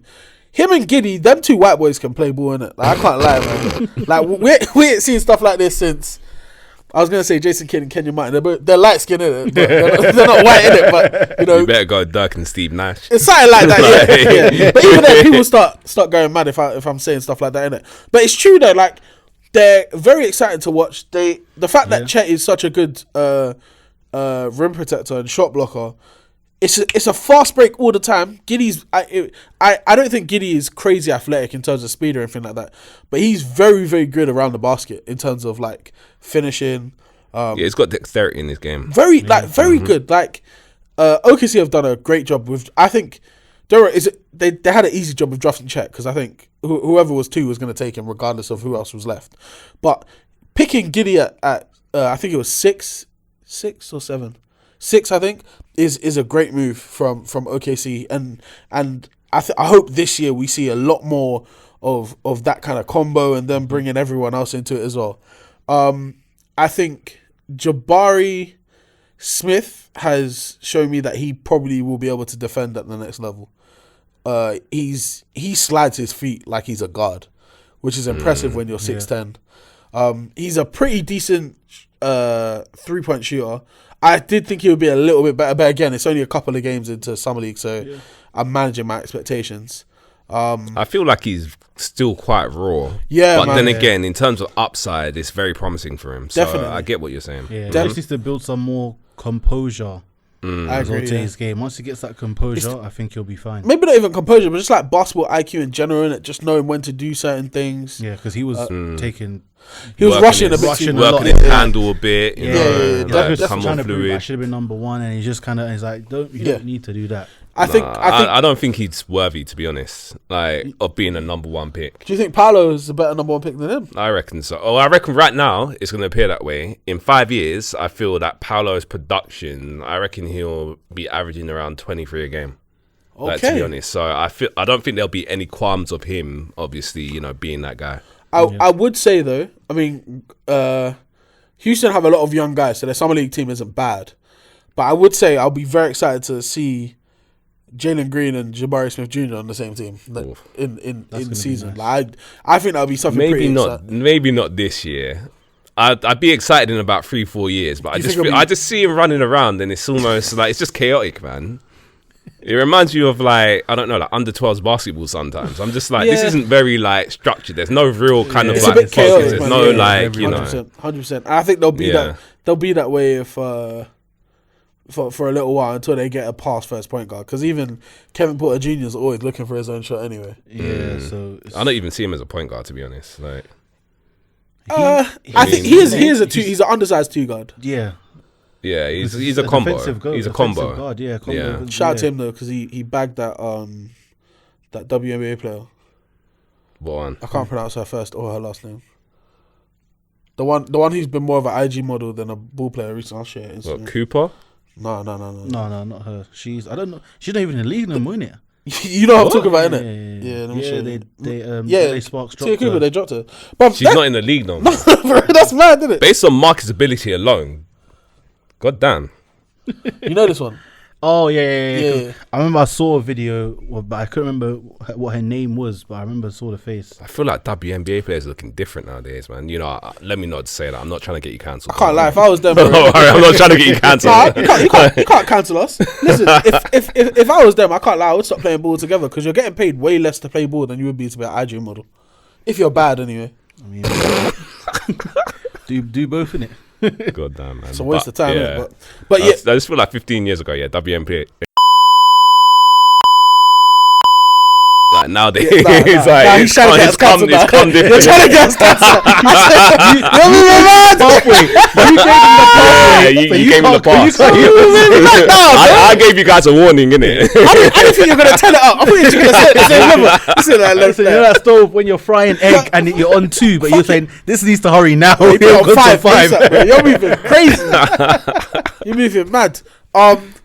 Yeah, no, I think once he's in the actual starting 5, of like a NBA regular season game, it might look a bit different. But yeah. I do see points. I do see the potential. But again, I agree with you the fact that he's pretty raw. Paolo looks. Go on. No, go. I'm not that high on Chet. Not as high as you are. I feel that defensively, yeah, he's gonna be a impact, player right away. But I feel like offensively, he needs to gain weight. I feel that in terms of, his game, yeah, he does look smooth in certain situations. But I feel like the game, in terms of skill levels, evolves so much. He's not really standout-ish. The only reason I'm going to say I disagree with you is because of the position that he plays. If he was like a small forward, power forward combo, I would agree. But I think his true position is probably going to be a power forward in the league. Right. He's not big enough to play centre, innit? But if he is ever going up against centres, he's cooking them. You're gone. In terms of his game, he reminds me a bit of Kristaps. I said this, right? Yeah, I said this. yeah, Okay, yeah. cool. And I feel that in terms of Kristaps, like, he's going to be a difference maker, but I don't think he's going to be like transformational. What was the thing that hindered Kristaps Porzingis? If we're being honest, Injury That's was one thing. That's the main thing, though. If we're being honest, like in his whole career, he's had injuries pretty much near enough every year. The one year that Dallas had a chance of beating us in the playoffs, he got injured. I feel like as well, in terms of playing style of Luka Doncic, I don't think he didn't fit in with him. I agree, and I feel like that could be an issue in the modern day NBA. I think Luka needed more of a traditional big for a pick and roll situation than a pick and pop big. I didn't think they worked as well together. However, I look at Chet and I see potential of having similar problems in terms of like lower extremity injuries and stuff like that, legs, feet, whatever. It's always a potential when you're like 7 foot tall. And when you haven't got weight on you. Yeah, 100%. Yeah, that's the other thing. But I would say, I think Chet out of the draft looks better than Kristaps did out of the draft. I'm not sure. It's a long way to have to go and look back and like think about it. Because obviously, I remember the way that Kristaps was playing as a rookie. Like, he was ready to contribute with Melo right away, kind of thing. Yeah. And I'm not sure if Chet offensively is going to be like averaging, say, 15 points a game next season. He's gonna have the keys to do it though. Because when you look at OKC and their starting five, Giddey isn't like a crazy scorer. He's more of a distributor, and he's like Giddey's the kind of guy who'll probably average like 14, 7, and 7. Fair. Like those kind of Ben Simmons-esque kind of numbers probably be. I'm not saying I think he'll be very, very good, by the way. I'm just saying. Shai's their number one scorer. Yeah. Who's their number two scorer?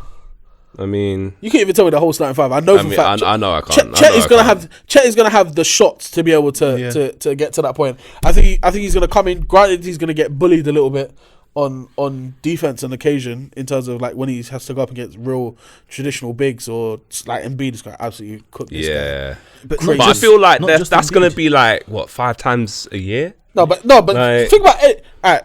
Let's go through the center list, because I feel that in terms of back to the basket centers, the game even power forwards as well, because we all saw what Kenny Lofton done to him. Yeah, put him in Kenny a Lofton is different though, man. Put him in a split. Yeah, I rate him. Like, I saw him last season in college. Like, honestly, like, he's a man amongst boys. All right, so if we're talking about bigs, yeah, Embiid's gonna do it. Yeah, Aiton will do it. Jokic. Cat will do it. Yep. Jokic ain't even really like a mad back to the basket, something like that. But he's still gonna do it. He's just got size, isn't it? Vucevic will probably do it as well. Brook Lopez would do it. Yeah, no, 100%. All of these guys. Al Horford will do it. 100%. Robert, I don't know. Robert hasn't really got post moves like that. He needs to sort that out, by the way. But yeah, Al Horford. Like, there's Zubac will probably do that to him as well. No, even Tobias Harris will. Mate, Hartenstein now.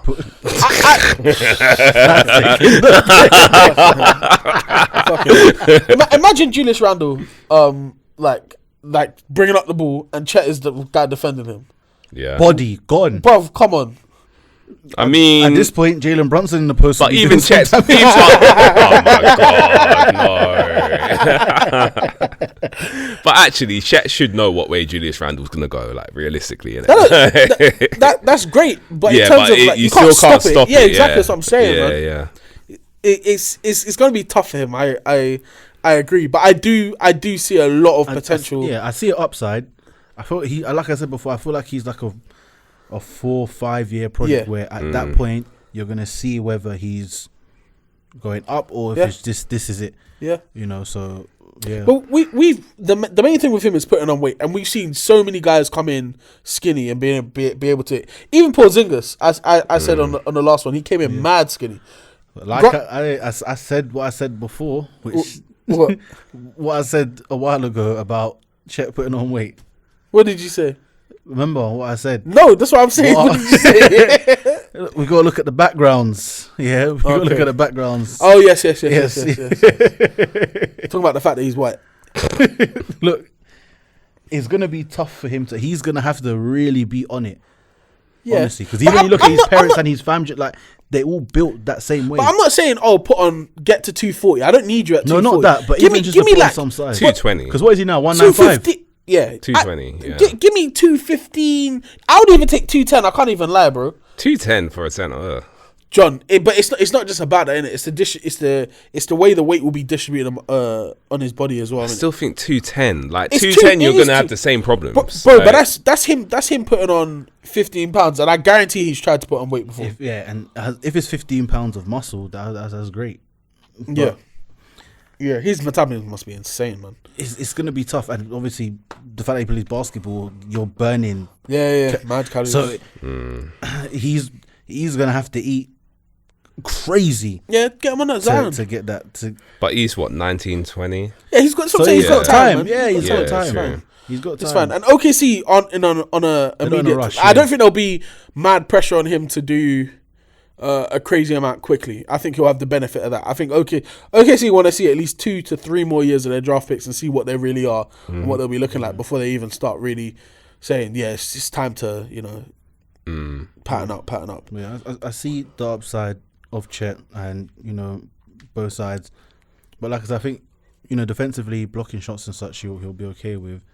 But I think he'll a bit of hits to his defensive game. Not that they will go down dramatically, but it's going to be almost like he's going to have to make sure that his shot is consistent. Yeah. Otherwise, he's going to go missing among some games and it's just going to be defensive. But I can't lie. You see, with Paolo, for me, Paolo has just shown that, and the Magic have already done it. That they shut him down. They said you don't even need to play. He's too good to play with these bums. He's too good to play these bums. It's kind of true, And the thing is, that's the way that I see somebody completely. Honestly, yeah, because he done everything. Like when I saw him play, he was bringing up the ball, he was distributing, passing. IQ was there defensively. He was there, moving his feet. It's just a tune-up, really. Perimeter, making shots, shooting well, attacking. I just said, put him in. He don't need to be here anymore. Yeah. So there's no point. It's a liability, but man. This is what. Go on. Sorry, I feel like with all the great players, that's kind of what happens in their first summer league. Like they'll play like 1 or 2 games, get shut down, and then that's it. Yeah. See, first game of the season. This is what happens when you come into the league and you're legit NBA ready at 6'10", 250. Like, he's got a grown man's skilled. His work ethic as well. Yeah, because his work ethic is so amazing. It's like he's patterned with it. He's very patterned with it. Honestly, I literally what I saw, I just said, this is. Like, he has to win Rookie of the Year. He just has to go in and just dominate. Like, as long as he keeps up, and at the Magic, he'll have these moments. And I think, like you said a while ago before, where he will come in and sort of be the kind of leader. I feel like the Magic are a bit offensively, chickens, definitely. They're a bit headless chickens. He'll be the number one scoring option. Cole Anthony, he's bro. From time you're coming to dunk contests in Tim's, there's no leadership in that place at all. There's no reason why New York. He leans to that New York bias, and that's what happens, isn't it? Literally, it's in the DNA, just losing. That was a terrible decision. Yeah, but I don't know if a lot of people have been sleeping on Keegan Murray, but he's been averaging. I think he's averaging almost a double-double. Yeah, man. Like he's looking really good, and he's pump fake. Yeah, you're falling for it every time. Yeah. Everyone did every single time. 3 people all fell for it at the like he looks really good, and I'm interested. I know it's Sacramento. 3 scrubs though, but I hear you. Yeah. That's the thing. End of the day, it is summer league, so it's like I'm not all like if I say even with Chet, like it's summer league. You can get all these 4 or 5 blocks 100% because these. I'm not saying these guys are not, but there's a reason this is there in summer league and there's not. You know what I mean. But now when you come up against NBA players who like to attack the paint, who can take contact and will actually play more aggressive, it's going to be different. It's not going to be 4 or 5 blocks every time. Because when you're jumping, that elbow hits your chest, his breathing is changing immediately. He must have changed it. He's out cold. He's gone, finished. So that's what I'm saying. And Keegan Murray, I'm interested to see how he's going to play as well. Like I say, it's the Kings, so They like to mess things up as well. So I wouldn't be surprised if he ends up at the Pacers sometime soon. Anyway, honestly, but I feel like if you're Sacramento, like you have to look at it and say, we made a good decision drafting him. Yeah. We didn't need any guards. Potentially could have done with a wing, but yeah, if we're being honest, he was the next like available best player that wasn't a guard, isn't it? Yeah, so I think not a terrible decision drafting him. You probably could have moved back to get him, but that's beside the point. But yeah, what I've seen of him early, he's a pretty consistent 3-point shooter. You can tell the difference between him who's been in college for 2-3 years. He's like 21 now, right? I think so. So yeah, it's game season. Yeah, bro. Like he doesn't make the. I'm not saying he doesn't make any mistakes, but he doesn't seem to have the. He's very fundamentally sound. He's not erratic in his type of game. The same way we were just talking about Jabari Smith, where it's questionable shot taking and decision making. His basketball IQ seems to be there, and I think that's a good thing because. Normally guys get looked on in a bad light because they spent more time in college. How come you didn't come out after 1 year like everyone else does, Yeah. I think that's a great sign. Sacramento, you can't fuck this up, in my opinion. You've drafted a guy. Sorry, you drafted a guy who instantly can come in and slot in at that 4 position. You're now running Fox, Sabonis. Keegan Murray can be your third scoring option unless you got something else that's better than that. No, I don't want to see for sure. I don't want to see Harrison Barnes taking too many shots. Be a vet. Be a vet. Yeah, man. Like as long as they put a good vet. I think Harrison Barnes is a good vet to really have. Yeah. In that aspect, he is, but he just needs to be managed appropriately. Exactly, 100%. Just keep him around some people who can help him make good decisions in his career and stuff like that. And I think he'll definitely be able to be a good contributor. In terms of ceiling, I would say, I don't think his ceiling is crazy high. Keegan. Yeah, I agree. If I wanted to compare him to someone in the league, I would say, it's tough at a 4. He's like 6'8", 6'9"? I think he's 6'8". 6'8" power forward. But even if it's not a wing, but you could just say who in terms of to at least have that seed aspect. Because it doesn't have to be a wing, but in terms of example of their ceiling. Maybe a Bobby Portis. Yeah. What's it? I think that's a bit low now. Why is it a bit low? Tell me why it's a bit low. Bobby Portis is an NBA champion, by the way. I mean, yeah, he's thriving. There's a lot of people that are NBA champions. No, I'm saying he's a great role player. You're taking the piss. He was a Slava Medvedenko, Rashom Sterovich, John, all NBA champions. You're making up names. That's rude. No, he was a starter on a championship team. Bobby Portis was. I mean, okay. Fair. Where do you think he's seen? I personally don't think. Keegan Murray is going to be able to what can he do to make himself better? Is what I'm saying to you. Like a lot of these guys that come in the league, like we're just talking about Jabari Smith. Yeah, there's still a lot of things he could do better. So basically, because his game is already seasoned, you think there's no. I'll give you an example of someone who I said was like this. Donovan Mitchell came in, had a very, very good first season, right? Would you say Donovan Mitchell has grown tremendously since he came in the league? Not tremendously. He's grown, but he's grown incrementally. Yes. Because so there's a difference between obviously how he was and how obviously he started off as, but at the same time there hasn't been no huge jump. So from when he came in, his ceiling wasn't like crazy high or much higher than where he already came in at.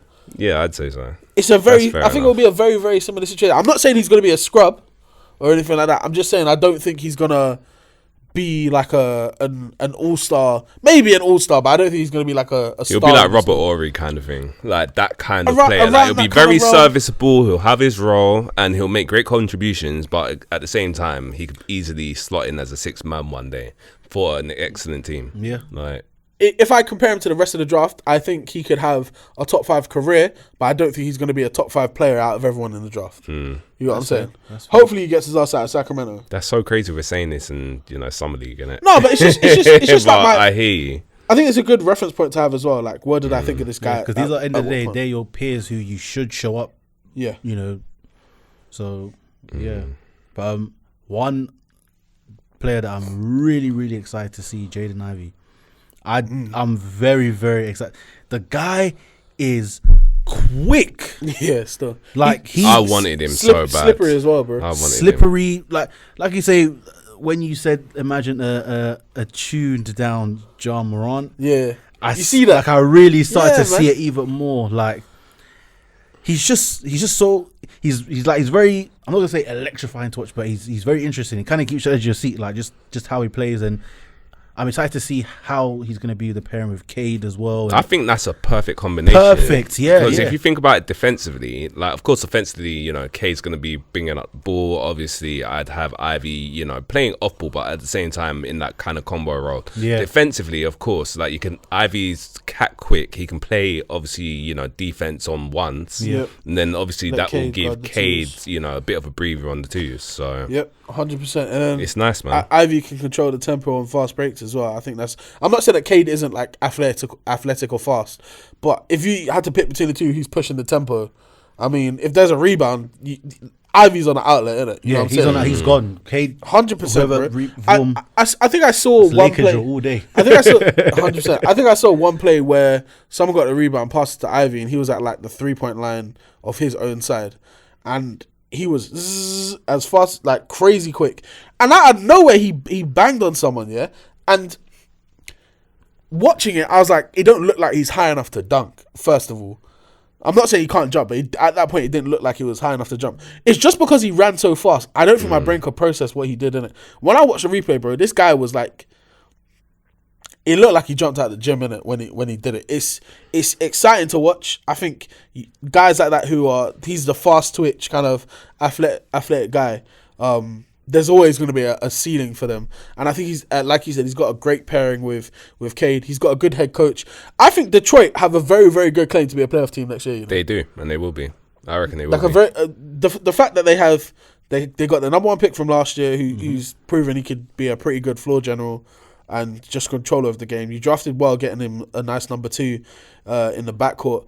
Then you've got Sadiq Bey, who's still he's like, nice. People He's nice. Like him. He's 50-point game, all strong. Like he's so smooth. Bro, So I saw a news report that came out and said they told him he needs to take a break because apparently he's been working out like crazy this off season. Sadiq? Yeah, apparently like crazy. See, I never hear that shit about the Knicks. See, Jay Barrett! no, but it's What are you crazy, bro. doing? Yeah, I hope he's working as well. But then not even just Sadiq. Then you've got Bagley, who you spoke about earlier. Yeah. You still have Beef Stew. You just drafted Duran as well. You know, like between looking those really- six guys. The Pistons are looking really, really nice. They just need to work on their depth, and then Durham, man. they just need to get a bit older course. as well. Yeah, again, another Knicks fuck up in it. This is the thing, yeah. We could have had Duran. Yeah. We re-signed Mitchell. Durham was there. What did they do any differently to each other, please? And Duran hasn't played a lick of NBA basketball yet. I think Duran has a higher upside as well in terms of what he could. Duran, like Mitchell Robinson's a very, very good defender, but I think like at that point he's 7 foot, right? You know how I feel about these 7-footers, isn't it? Being called great defensive players and stuff like that because they're blocking shots. Big man, when you put your Doing hands what they're up, you're supposed to be doing, No, innit? but- Like, bare minimum. Like, I'm not saying Bare there's no minimum. I would never say there's no skill to shot blocking or anything like that. Dwight Howard like proved it was a skill. LeBron and the chase down proved it was a skill. Loads of Dikembe Mutombo proved it was a skill. Hakeem Olajuwon proved it was a skill. But there's difference between that and these 7-foot guys who are just like Tiptoeing. goal hanging and literally Tiptoeing, just yeah. like jumping up straight and just but again I do think you guys are doing better off with Durham, but it's not the way the cookie crumbled that day. Suns are expected to match the Pacers offer. Okay. We said this though. We said this. I think it just puts them in place They to make a move. They said, I'm leaving here with something. Exactly. I'm from round the way. You man are dreadful. All right. Yeah, I think the Pistons are going to be something special next year. Special might be an exaggeration, but I think they'll be refreshing. I hope so, because there's certain teams in the NBA. It's just better when they're good. I feel like Detroit are one of them. They're innit? one of the ones where it's like they're a young team sort of coming through and they're gaining great experience. Like, it'll be good for them to be in the playoffs to gain that 100%. experience as well. 100%. It will look good for Dwayne Casey as well because we spoke about it before in it, but I think it's insane that he got fired the same year he got Coach of the Year in it. We need more black head coaches, man. 100% we You know, do. 100% we do. So shout out to him. Yeah, but other than that, no one else has really impressed you in the summer league. Not like massively or major. I mean, you mentioned Kenneth Lofton, Scottie Pippen Jr. as well. Again, a lot of that is down to. I can't wait to see Kenneth, man. I've got a legit question. How comes we don't even talk about second year guys that are doing bits in the summer league? It's almost like it's kind of like, well, it's, you've been around. It's what it's expected of you, right? Or is that like what the narrative is? What second year? Sorry to interrupt, but like outside of Giddy, yeah. What second year guys would you say are doing bits? Because I've seen Josh Christopher, yeah, and I'll be honest. Yeah. Granted, he's like doing pretty well. He's also his usage rate must be ridiculously high, and he's taking all of the shots. Like as a point guard, innit? I think that's a terrible sign. Innit?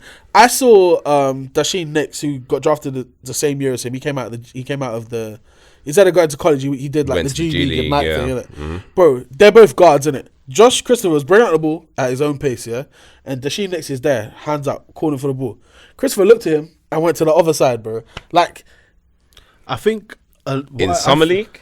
Like in summer league, but, like as a second year guy, let's say you didn't have the first year that you wanted. Summer league is your chance to kind of move yourself up in the depth part of the team. Getting a lot of minutes at the Rockets like that. Not as many as he probably would have wanted. He probably wants to start in spot in it. But I also think that a lot of these young point guards or these point guards that are coming into the game are very shoot first, offensive minded. Yeah, man. There's not many floor generals. There's not many like floor generals where they have a balance where they have the offensive skill, but they also have the skill to then get everyone else involved. Create pressure on the defense for them to then also say, okay, you forgot about me. Now I'm start going off, and I can still feed. That's not happening now. I feel like that's a lost art. I feel like some of the very best point guards have that ability. If you look at someone like Jason Kidd, like he can take over a game without even scoring. Of course, he'll score at pivotal moments, but it's almost like that's one of the most important things. Actually knowing, okay, this is my time to score versus actually, okay, I'm going to facilitate. Exactly. And like nowadays, so few point guards actually have that, correct balance. 100%. Why they say Steph Curry in basketball. Steph's just doing his thing. Yeah, man. Steph is there's a difference because he's the greatest shooter. Like he's pure shoot. Because if you're a point guard, you can flat out shoot. You don't necessarily demand so many touches on the ball. That's the thing. Because you command so much attention, other people get opportunities. Yeah. Exactly. So, but that, like I say, that balance isn't there. Is a dying art which needs to be revived. But even then, you're saying that about Steph, but Draymond's their playmaker, innit? Like they still have a playmaker. Yeah, they still 100%. Is he though? No, he's just getting Steph the ball when he's and Clay. Like he's the biggest piggybacker of NBA call Draymond history. a point forward, but he's just dribbling three to four dribbles past to Steph or past to Clay, or handoff, screen. I will say though, he does like make the right plays on. He does make the right on the, and I can't say it's the easiest thing to do because some guys can't read the game as well. I know, but it's definitely not the hardest thing. No, of course, I get you. I just wonder. I'm not even gonna say what would he look like on the Sacramento Kings because I'm saying what would he look like on the Miami Heat. Draymond. Yeah. If you think about it, because I feel like that's kind of like a good barometer of how good he actually is. I think if you said Boston, I'd be like, yeah, he'd be probably better than he is now. But with like, Boston, he'd perfect kind of basically be doing the same thing, but just not with pure shooters. Yeah, but it would help. It would help. But it's like with Miami, where it's like. They've still got shooters. Yeah, they've still got shooters. Already I feel like they're not. More you're gonna have to do, but they're still not alive. Yeah, they're still not like obviously the greatest shooters of all time. Miami are offensively stunted, and we saw that in the playoffs when, like, Jimmy was out here sweating buckets for a point, and no one else could really help him at that point, innit? Okay, that's a fair point. Yeah, I mean, you look at my goat. I don't know. You look at my goat, LeBron. Oh, here we go. No, I'm just saying one of the greatest playmakers to ever play the game. It is definitely a lost art. Not everyone can do it anymore. Some people couldn't do it back then. Why are we doing this? You and that whack ass. You and that whack ass hat, man. You really want to take it there? I'm surprised I didn't say certain bold men, certain grown bold men couldn't. Certain reasons why LeBron wears number 23. What does that mean? Certain reasons why LeBron's making Space Jams like very poorly, by how the way. How many times has LeBron said, John, "I just want to be like Mike"? John, listen, we understand that. We understand it, but I've said this so many times to people. Yeah, just because you're the first to do something doesn't mean you're the best to do it. That needs to. But Jordan was the first and the best. So here we go. Like here we are. Jordan was what? The first and the best to do it. He was the best to do what? Everything. No, he wasn't. I saw that. You know what? I'm gonna be. I know you're gonna talk about the Ray Allen video. 100% because it wasn't true. Because that wasn't. I haven't even seen it. I've heard about it. That wasn't the best thing for Ray Allen to do or say to go by because he lied. It also deflects. He lied. It also goes against MJ. Jordan because he was like, is LeBron the best 3-point shooter? Is he the best handler? Is he the best ball handler? Is he the best free throw shooter? The only thing that LeBron isn't better out of those three things than Michael Jordan is free throws. Because no one's going to tell me that Michael's a better 3-point shooter than LeBron. Who has better moves? What do you mean better moves? What's that like mean? one-on-one moves? Like obviously, player against player. That's Michael. What do you mean by moves? I'm saying if you obviously throw the ball to Jordan on the wing, yep. or say if you throw the ball to Jordan or LeBron mid post, like who's Yeah, most Mike, likely. but then hands down. But then I'm gonna tell you that Kobe has better moves than Mike. Yeah, of course, and I'm not Does that mean disagreeing Kobe's with better that. than Mike? But of course, like things are supposed to evolve. Like, don't forget, Kobe's 100%. prime was how many years? 100%. Later Kobe than did MJ's prime. enhance everything that Mike done. Exactly, Kobe Enhanced. studied MJ. Yeah, he did. That's evolved. That's what I was all his saying. moves. Exactly, and no one's going to tell me that Mike has better footwork than Kobe. I don't think anyone could do No. it. Kobe Bryant might And have that's had- why I'm had some of putting. the- That's why I feel that in terms of LeBron and Kobe, I don't think there's a huge what gulf are there. you gonna do here? There's not a huge gulf there, to be honest. And I'm saying that with chess as well. That's fine. That's fine. But no comebacks. So I after don't care. after MJ, I don't care for those kind of things. No one wants to have real conversations. No one wants to have real conversations anymore about facts and figures and whatever. Facts, more championships. Facts, John. Like, John. Did Michael Jordan only make the playoffs 6 times? well, of course not. No, he didn't, right? Of course not. Did Michael Jordan fall short of the finals a few times? The finals. Yes. yeah, okay, fair enough. Yeah, but has every player not done that? Yeah, and the Okay. thing is, fair enough. He's fallen short Yeah. of the finals. Yeah.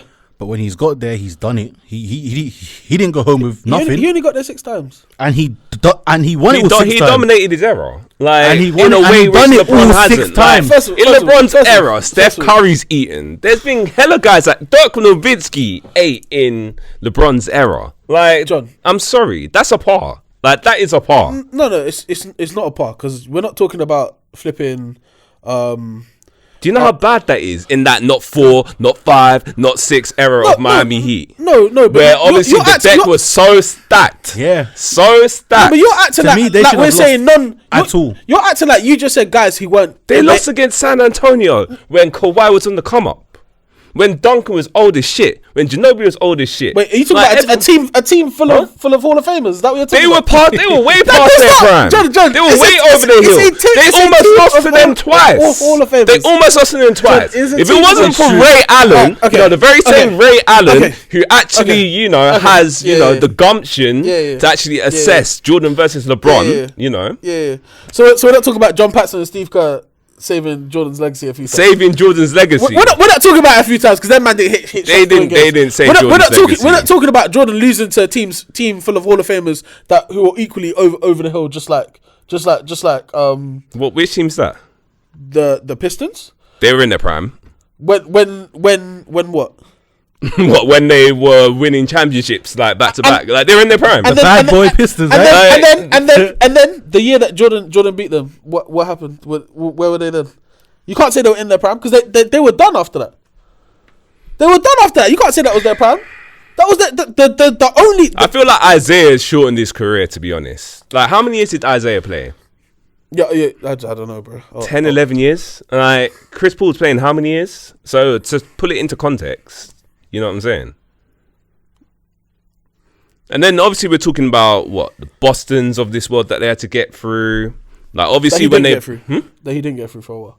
Well, I mean, yeah, fair enough. Yeah. But at the same time, these are literally the best teams of all time, like amongst them. Like, if I'm lying, I'm dying. No, right? yeah, that's fine. Whereas, obviously, where does the Dallas team, where do they weigh up?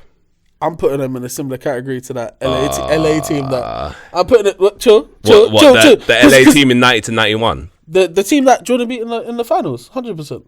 Yeah, but the difference is Jordan beat them in the finals. 100%. That's what the difference is. I can't argue with that. I've never once said that LeBron has not tripped up, fallen, choked, I cannot save him from that. I will never dispute Dallas, in my opinion, is potentially the biggest choke job we've ever seen in basketball history. I can't deny that, bro. And do you know what makes it worse? Because in my opinion, LeBron has the greatest skill set I've ever seen. Yeah. The greatest skill set in terms of, not even in terms of one-on-one basketball, but I'm just talking about in terms of physical package. I'm talking about court vision. I'm talking about basketball IQ. Does that not make him the greatest player? He's the greatest, like, in terms of... He's the greatest player, just doesn't have the greatest He's the career, greatest in terms of talent. So he's the greatest player, just doesn't have the greatest career, right? How can you be that great? Yep. Yeah, obviously, not finish the deal on so many occasions. What's the so many occasions? So many occasions. 10 finals. And not only that. 10 finals. Because what's the so many occasions? I just need to clear that up. What's the so many occasions? Like, how many championships have you got? LeBron's got 4.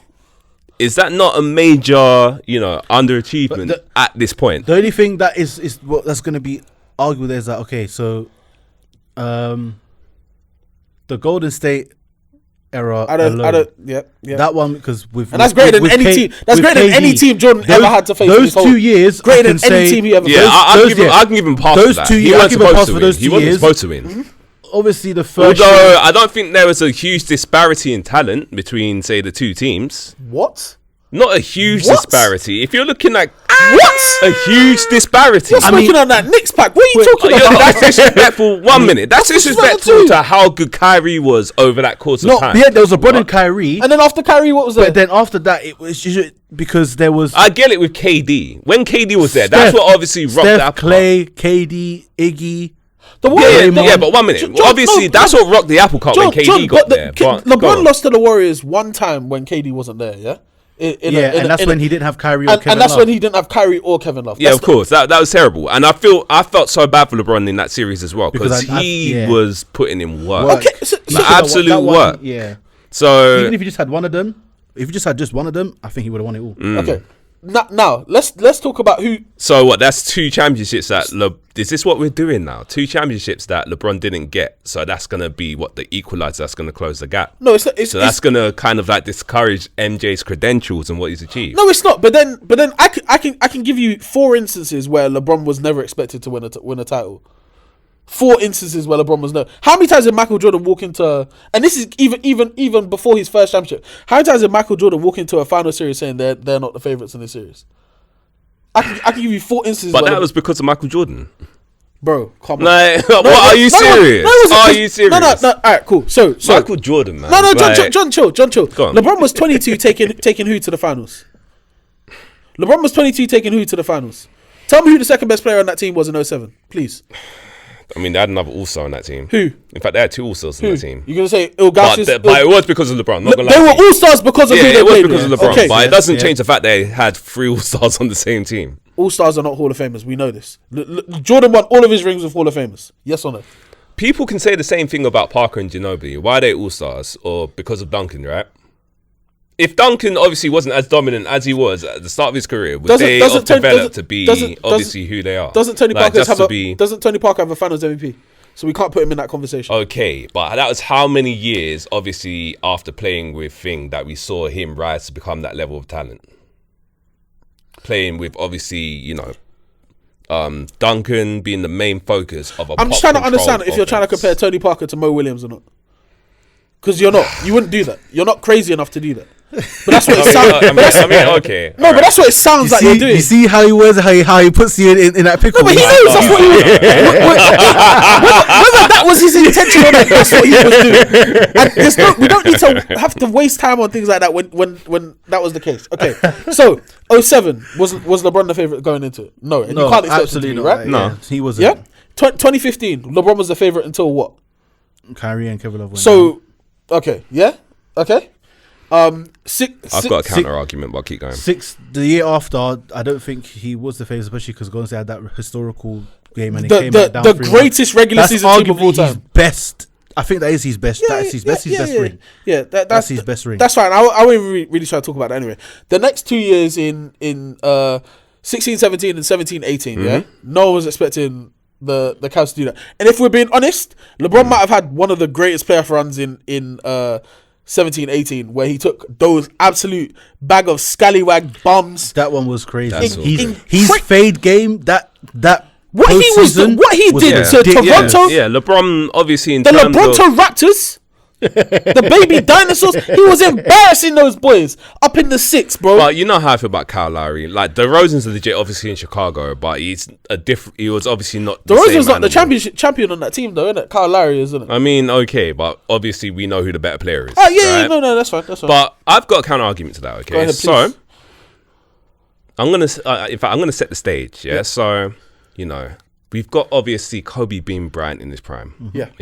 I think the year is 2009, right? Obviously, you know, he's coming out of his conference in the East now. What's the situation? Who came out of the Eastern Conference? LeBron fell short to the Orlando Magic and Dwight Howard. Okay, Orlando Magic and Dwight Howard. Okay, I think that also is a failing, right? Is that not a failing on LeBron's career? Is it not a failing on obviously how great of a legacy that he actually has? I would because like because he robbed us of one of the best finals that we not so much that, but because he fell short to that particular team. So if you're gonna say obviously Boston Celtics, if you're gonna say obviously like of those teams like Detroit Pistons and whatnot, they don't even compare to obviously that Orlando Magic team. Obviously he's not even able to have that finals conversation because he's not able to obviously be on that stage because of said team. Okay, no, and do you know what, John? That's completely fair. And I would feel very good and I would support your argument even more if it happened often, but it didn't. That's the thing. It didn't. It didn't. No, it didn't. LeBron went to how many finals consecutively? How many? Is it 8 straight? Was it 8 straight finals? But we're talking about going to the finals versus closing on championships. Like there's level to this. Like in terms of which ties further into my argument. Again, LeBron, greatest talent I've ever seen. Yeah. In terms of legacy and career, though, he's not fucking with MJ. All right, cool. And this is just how it's gonna be. Because LeBron's obviously from here on out, he's not gonna win another championship. There's no way in hell. I'll be honest. I just can't rule him out because I tried to do that in 2020 and my guy won a ring in it. Like I can't rule him out. I mean, I don't think it's likely at all. It was a vid ring, but that's here or there, innit? I mean, it was a vid ring that no one else won but LeBron. But I hear what you're saying. Yeah, it's here or there. Who was looking like a world beater during that vid session kind of thing? What do you mean a world beater? Someone who really isn't legit was looking legit. I've forgotten who it is. It's like for who, the Heat or for like just in general, innit? Like if you've got guys like TJ Warren looking legit, yeah. You said looking legit. I'm sorry, it's a write-off, innit? No, it's a write-off. It's a write-off. First of all, I love your agenda choice, but it's a terrible one because how far did Indiana get? Not very far. He had great individual performances, but he didn't get very far. If you want to reference Jimmy Butler, who made it all the way to the finals, I might have been able to support your argument. Except what happened? Jimmy did it again this year. It wasn't a fluke. Some of the best performances we saw were from guys who continually keep doing it. Jamal Murray might have had one of the best performances. I'll be able to get more stats up, but he got hurt, so we haven't seen him at 100% for a little while, innit?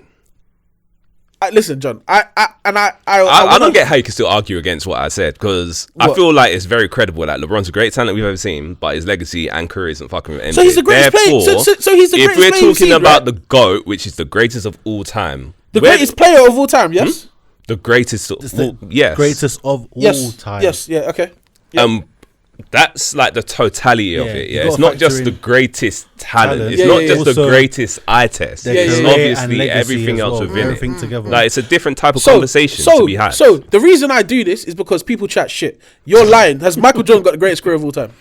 I mean, no. Speak facts. Does he have the greatest career of all time? Yes or no? Because he doesn't. And we know he's the greatest leader of a team. That's a lie. Like in terms of offensive, huh? See, you see. I just want everyone to understand and understand what you're listening to. So what? You're gonna So 1 second. You're gonna talk about the same black and white basketball that I discredit 100%. So, and that's going to be your saving grace. Because is this what we're doing? Chill. Because it's late, man. Because what? It's been a long week. Because Jordan was winning rings, 30 years after Bill Russell was winning rings. LeBron was winning rings 30 years after Michael Jordan was winning rings. Yes or no?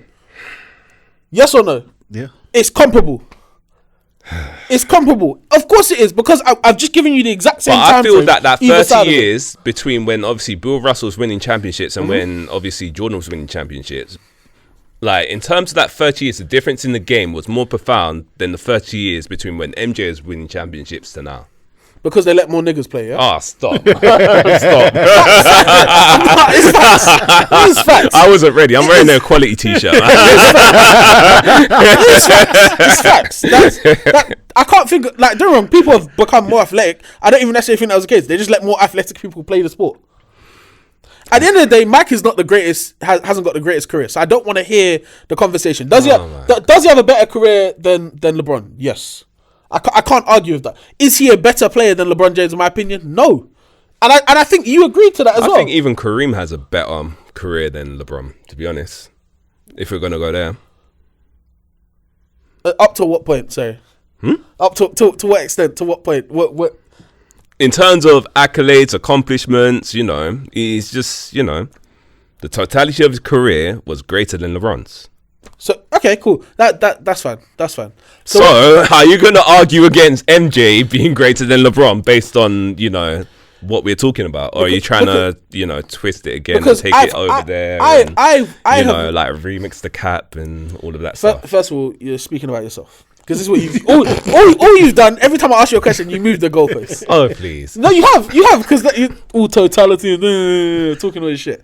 So, I have always said LeBron is the greatest basketball player I've ever seen play basketball in my life. Yes or no? That's what I've said. Yeah? Yes, yeah. All the time, innit? I can't argue with you that Michael Jordan has a better career on paper. I guess I can't. We're gonna slide past the fact that he took a year and a half out of the game to settle his gambling debts. And he's still more accomplished than LeBron. Shout out to him, bro. He's still more accomplished than LeBron. So how is that damning?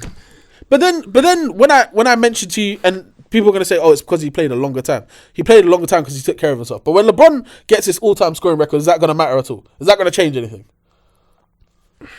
If LeBron even won 2 more rings if LeBron had the exact same amount of rings as Michael Jordan, would you still say Michael Jordan is better?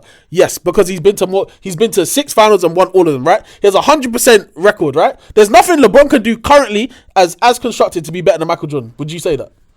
I just think in terms of dominance of era, I feel like that kind of like was the nail in the coffin, innit? Because I think what also a lot of people say as well is that Jordan dominated his era, whilst LeBron kind of did dominate his brothers. He was like the big brother out of everyone. And he was sonning them. We're brothers. We're singing and we're happy and we're colored. Obviously, I understand what you're saying, but it's not LeBron's fault that people didn't like Michael Jordan as a person. That is not LeBron's fault. That's what it is. That's just a fact, innit? Mike wasn't out here making friends like LeBron is, innit? And LeBron is a different kind of guy for the fact that we all know that LeBron is running clutch, right? So he has to save some level of face. Yeah. Do you know what the funny thing is out of all this that no one's even noticed? I feel like Curry personality wise is more like Mike. Because he's got that arrogant kind of thing to him. But Steph wasn't always like that, though. Yeah, of course, but lately he is. I would they even hang out together nowadays. Who, Mike and Steph? Yeah. That is the thing. They got the golfing thing, innit? Yeah. It's interesting. That's fair, but like so Steph wasn't always like that. And I think once you get to a certain point in your career, you can be as arrogant as fuck you want, innit? Like if all of a sudden LeBron started going on this like villain arc again, like he was in Miami, no one would be mad at him because like he's got every right to do it. Same way Steph can do it now. Yeah, I've got an interesting question though. So how away from LeBron is Steph? I think there's still there's a gap. No joke. There's a separation, but is the chasm huge? It's because now that Steph has his fourth ring now, they have this exact same amount of titles. Yeah, people now have then like lost their head and think, okay, maybe Steph is threatening LeBron. Some joker said that Steph is the second greatest player of all time. But it's like come on, 2 of those rings you had to had a 2K glitch. Two of those rings, you weren't the best. You even though I would say you were the most valuable player on the team, you weren't the best player on that team. I would say Kevin Durant. For those 2 years, and I don't think many people would argue with me, the 16, 17, 17, 18, Kevin Durant was the best player on that team. And it was shown by the fact that he won Finals MVP And I'm not saying that Steph played bad or anything like that. Kevin Durant was just, in my opinion, the better player on that team. Would you agree? I just think that there's still got to be Steph, like, great 4 rings, greatest shooter of all time. And then we just leave it there. Like, change basketball. Yeah, you know, in this recent era as well. I think Steph could easily be top 5 though. Like, I think a lot of, like, I say you're not even really an old head, but like real old heads would really argue with that kind of conversation. Like I remember, I'm not against it, to be honest. Like they've got guys on these, like, if you go for the top NBA 75 and they did the top 10, if you could knock a lot of guys off there and put Kobe and Steph in there when they weren't already in there. It's true, man. That NBA 75 thing's a joke, though, man. Big joke. Like Dolph Chase, like who? Big joke. Yeah, who? Yeah, there's I don't think Dame should have been in there. Kyrie should have been in there. Dwight should have been in there. Clay probably should have been there. I really disagree with Dame being there from the simple fact that he ain't won nothing. His whole career, the only thing that he's won or the only thing that he's really done as an accolade is Rookie of the Year. He's had some playoff, series wins, moments. Playoff moments. Yeah, but he ain't got a single. Again, this is romanticizing, like the 3 guys I mentioned. Even Dwight, has had more success. If you take away that ring he won with LeBron in 2020, Dwight has still had more career success. True. He went to the finals. He went to the finals. Yeah, he made a finals appearance as the best player on his team. He's got how many defensive player of the years? I don't know if people really care about stuff, but he's got rebound championships and stuff like that. Like. Has Dame ever led the... He bags bad bitches as well. I wouldn't say that. Tio Cooper's not bad. I mean, yeah, but... wait, hold on, wait. I don't know the chronological history. Do you know the rumours about Dwight? Yes. You don't know the rumours about Dwight? Like, he likes men? Hey, yo. No. I wasn't going for That's that. apparently the reason why... I rebuke my statement. Yeah. I heard that's why Tia left, innit? Wow. But yeah, just even cap everything Edit off. that part out, please. I'm just happy that is at the end. Words. Yeah, just to cap off and summarize. Obviously, the plane's now going to be permanent, apparently. So, I think that's good though. It's very good. Yeah. No, I'm not. You don't think it's good? I'm not. We'll give your team a chance. Oh my god! Because you're most like there's a good chance next year you could be outside of top 8, and then like you're gonna thank God there was a playing tournament. And the thing is, this whole fiasco means you're not gonna be able to attract anyone. Yeah, word, man. So TJ Warren about to have a bubble year again. Oh man. Yo, it's been a long day. It's been a long week. I said wrap it up there. I've seen attacks before, but this one is a discovery. Oh no, but it was good. We did go through a lot. So but like I say, playing is there. We'll see exactly kind of what happens rest of the off season, what trades happen, what happens with Ayton as well. Yeah. There was a nice little moment of a GOAT debate, but I think that was some people got to wipe their glasses and see the truth, but we'll save that more for a later date. John, it was very, very it's been a pleasure, man. It's been a pleasure. Yes, please come back and roast him. What's there to roast me about, bro? The thing is, we have these discussions like on an impromptu basis on a regular, so I have to bring it here. You know what I'm saying? Just what I do every day, man. Just educating the youth, innit? I said educating the youth. I said community service.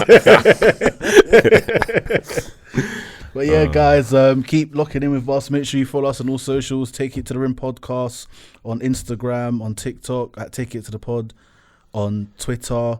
Lock in, interact as well. John, anything you want to plug? Have nothing going on, man. So man's Twitter's on private as well. Listen, They can't even tag you in this episode.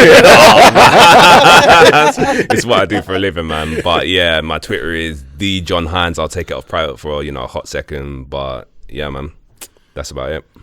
Yeah, and we'll continue to see this jersey even more, unfortunately. And yeah, the off season awaits, and like I say, basketball is very exciting, and we're really looking forward to how the rest of the season is going to pan 100%. out, and yeah, what the rookies are saying once the league starts. But Yeah, man. yeah, other than that, as Jules always says, unfortunately he's not here, but over and out, baby. Yeah. Peace.